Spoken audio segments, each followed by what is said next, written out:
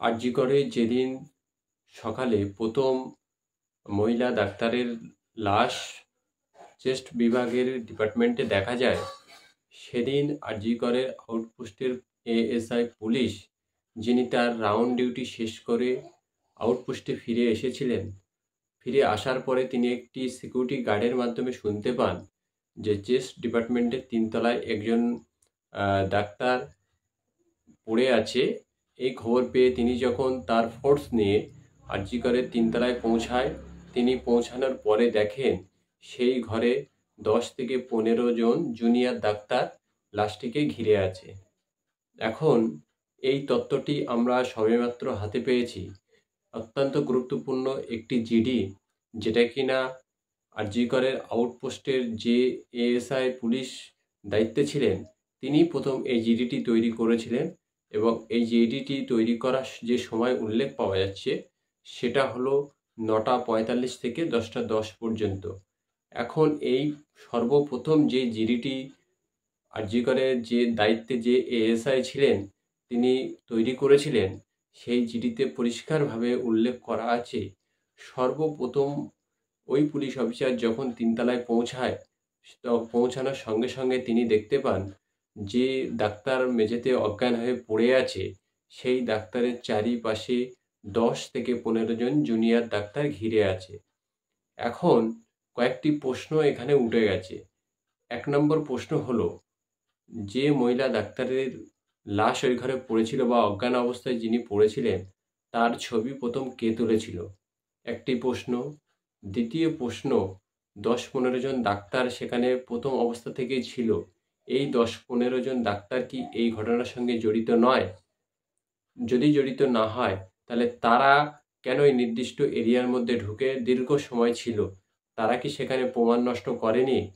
এই সমস্ত প্রশ্নগুলো আজকে দাঁড়িয়ে গেছে। আপনারা দেখতে পাচ্ছেন ইনসেটে প্রথম সেই জিডির কপি আমরা প্রকাশ করছি, যে জিডিটি সর্বপ্রথম লিপিবদ্ধ হয়েছিল কলকাতা পুলিশের আওতায়।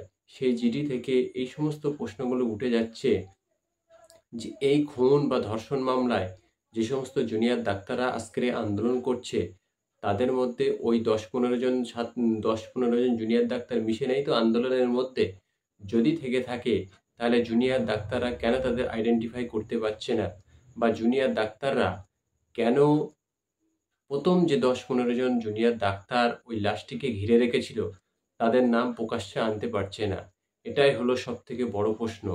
ধীরে ধীরে প্রকাশ পেতে চলেছে আরজি করের খুন এবং ধর্ষণ মামলায় কারা জড়িত। সিবিআই তাদের মতো করে তদন্ত করছে। আস্তে আস্তে প্রকাশ পাবে এই নৃশংস হত্যাকাণ্ডে কে বা কারা দায়ী। শুধুমাত্র রাজ্য সরকার, রাজ্য প্রশাসনকে দায়ী করলে হবে না।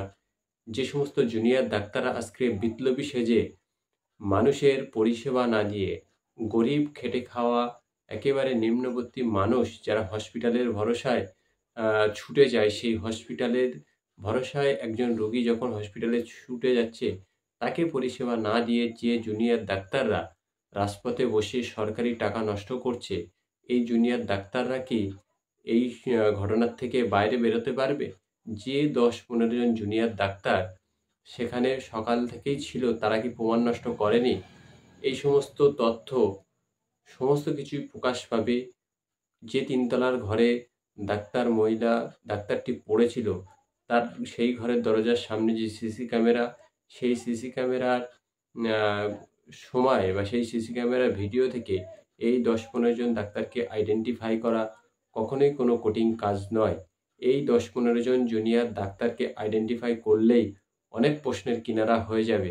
জুনিয়র ডাক্তাররা যারা আজকে বিপ্লবী ঘটাচ্ছে রাস্তায় বসে, তারা কখনোই ধোয়া তুলসী পাতা নয়। তাদের দোষেই আজকের এত বড় নৃশংস ঘটনা ঘটেছে, সেটা খুব তাড়াতাড়ি প্রকাশ পেতে চলেছে। আপনারা দেখুন প্রথম সেই যে জিডি কলকাতা পুলিশের দ্বারায় প্রথম লিপিবদ্ধ হয়েছিল।